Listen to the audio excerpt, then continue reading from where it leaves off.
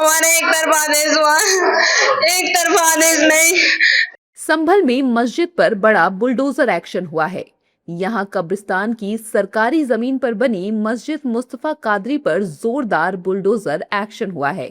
ये मस्जिद नखासा क्षेत्र के कसेरुआ गांव में बनी थी।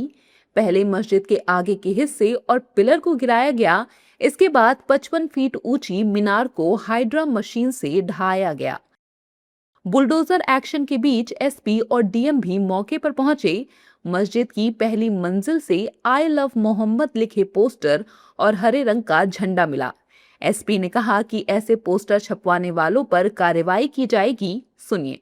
कब्रिस्तान की जमीन पर अवैध कब्जे की शिकायत थी, जिसमें तहसीलदार कोर्ट में नियमानुसार बात दर्ज करके नोटिस जारी किया गया था। वहां पे सुनवाई के बाद कब्जे हटाने का ऑर्डर किया गया था, जिसके विरोध में अपील में जिलाधिकारी कोर्ट में अपील की गई थी।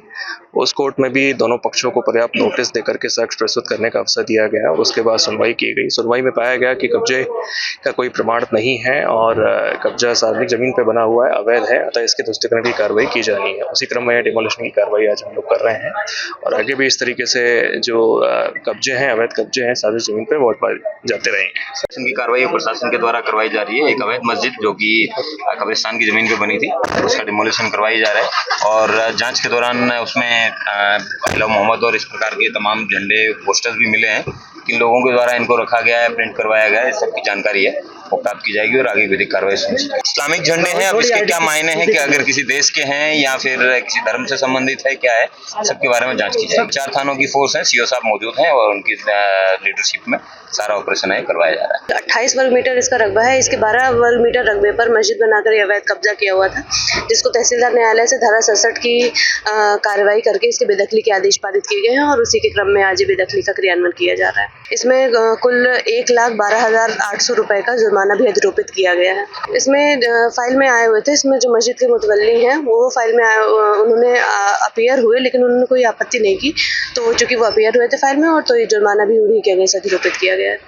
वहीं कार्रवाई के बाद स्थानीय लोग रोते हुए दिखे। उनके मुताबिक सब कुछ एक दिन में ही हो गया, सुनवाई ही नहीं की गई। हमारा एक तरफा आदेश हुआ, एक तरफा आदेश नहीं। उन्होंने हमारी उस पर कार्रवाई कर दी। मस्जिद के लिए मतलब आदेश कर दिया उन्होंने।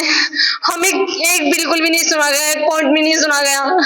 कल ही डेट लगी थी और कल में ये फैसला आ गया। हमें एक बिल्कुल भी नहीं सुना गया। हमारा ये कहना है साहब, हमारी मस्जिद रह जा, हमारी मस्जिद किसी को नहीं सता रही, नहीं ले जा रही, बस हमारी मस्जिद छोड़ दो। हमें कुछ नहीं चाहिए, मस्जिद चाहिए, हम मस्जिद रहने यहीं पे।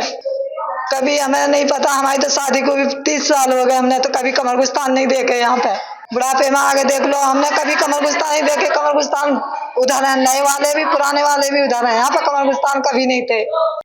दरअसल तहसीलदार कोर्ट के आदेश के बाद करीब 120 वर्ग मीटर सरकारी जमीन को अतिक्रमण से मुक्त कराया गया।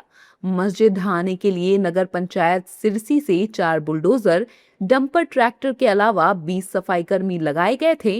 इससे पहले मुस्लिम समाज के लोगों ने यहां नमाज अदा की। इसके बाद प्रशासन की टीम ने शीशे और गेट हटवाने की कार्रवाई की। पुलिस ने मस्जिद के आसपास के घरों को खाली कराया। साथ ही गांव में सुरक्षा को देखते हुए 100 से अधिक पुलिसकर्मियों को तैनात किया गया था।